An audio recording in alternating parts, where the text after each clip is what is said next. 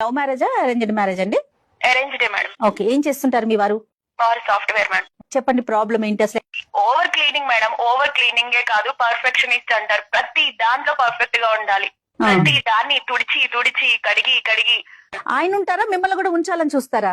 నా రిమోట్ ఆయన చేతిలో ఉంటుందేమో అనిపిస్తుంది. నన్ను ఒక బొమ్మలాగా ఆడిస్తారు. ఇప్పుడు గ్యాస్ బుక్ చేశాక గ్యాస్ తెస్తారు కదా మేడం, తీసుకొచ్చినప్పుడు ఎవరైనా దాన్ని కడుక్కొని నీట్ గా సోప్ తో అన్ని కడిగేసి ఇంట్లో పెట్టుకుంటారా? ఎవరైనా గ్యాస్ ముద్దని ఎవరైనా కడుగుతారా? సిలిండర్ ని కడిగేస్తున్నారా? సిలిండర్ ని కడుగుతారు మేడం. ఇప్పుడైనా సరదాగా ఉండాలి మా వారితోటి.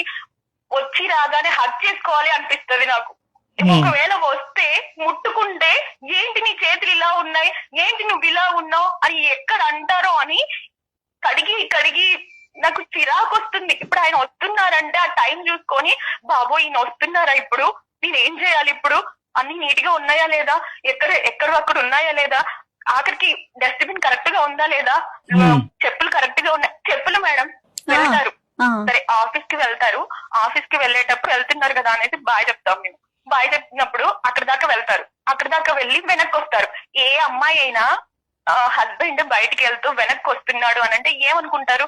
అమ్మ నా కోసం వస్తున్నారేమో మా ఆయన అనుకుంటారు. అది కాదు, అక్కడ చెప్పులు కరెక్ట్ గా లేవని ఆ చెప్పులు సర్దేసి వెళ్ళిపోతారు. Love marriage